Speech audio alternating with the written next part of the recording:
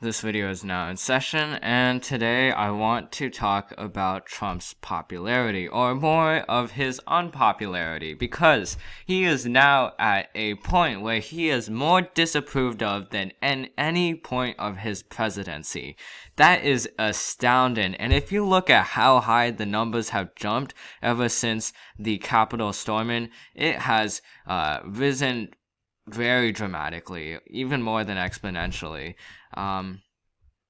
So let's go over this, shall we? Yeah, with the Capitol storming right now, the Republican Party is being brought down by Trump and his motives. And he's at this point sabotaging the Republican Party because he's doing the worst thing that can be done right now for a party, and it is to divide the party internally. Now there are two sides that are created within the party. There are the moderates, which are surprisingly the smaller group, who think that Trump should be convicted and impeached of. And then you also have the larger group, which is the people who agree with Trumpism and who are more sympathetic to Trump.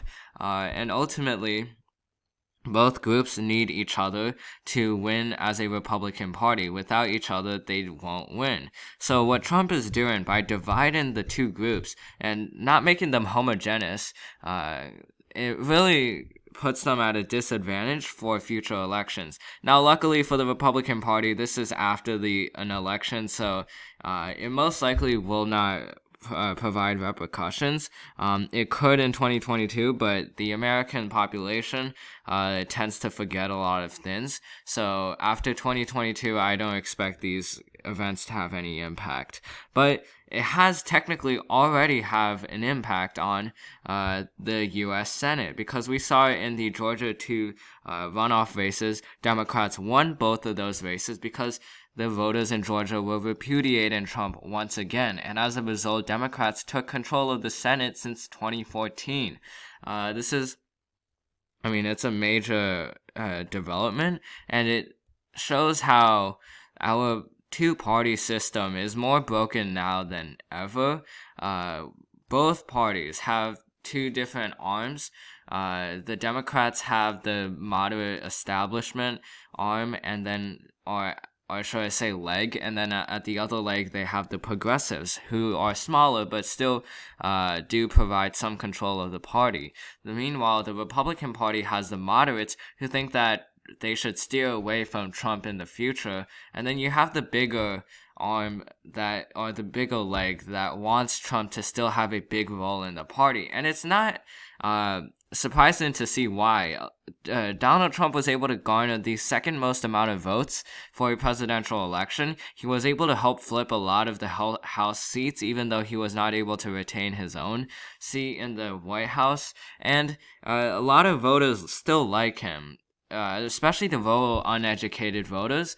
They really resonate with Trump's anti-establishment motive, and they see him as a candidate that isn't part of the wealthy elites, which is ironic considering he is a pretty wealthy elite.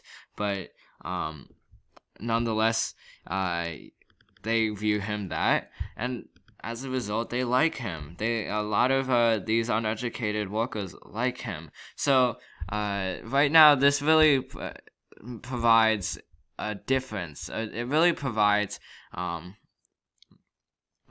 clear picture of the division that is occurring in the Republican Party, and it's something that Liz Cheney and Kevin McCarthy and Mitch McConnell, as well as Ronna McDaniel, they all have to be able to solve this if they want to unify the Republican Party once again. Meanwhile, Democrats have their own problems too. The progressives, now that the Democrats have a majority in the Senate, progressives are going to try to get their legislation passed, even though it's going to be near impossible considering that Joe Manchin voted with Trump's ideas 51% of the time. Joe Manchin is a Democrat from West Virginia. He is a conservative Democrat. So as a result, the two parties have to figure out where they want to stand, or if they want to split and make new parties, because this is now the best time for this is literally the best time in history for both legs of the parties to split from the establishment and create their own parties. If the United States wants to move to a four-party system, now is the time to do it, where they could have the supposed rhinos of the Republican Party create a more moderate party, while they have the progressives of the Democratic Party create a new party for themselves. And that would actually not be a bad thing for America, because then a lot of more representatives can actually freely say their views without being repudiated by their own party. The progressives, they can side with healthcare for all bills without having repudiation from the Democratic establishment. The Republican moderates don't have to kiss up to Trump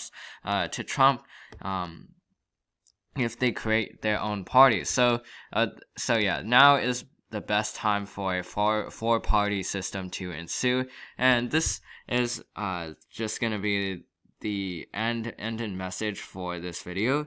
I already outlined what could occur if there was a four-party system, or a four-party race in the presidential election in 2024 between Joe Biden, Bernie Sanders, Donald Trump, and Mitt Romney. So if you want to watch that, then go watch that right now. But otherwise, that's all I have for this short video, and I will see you in the next one.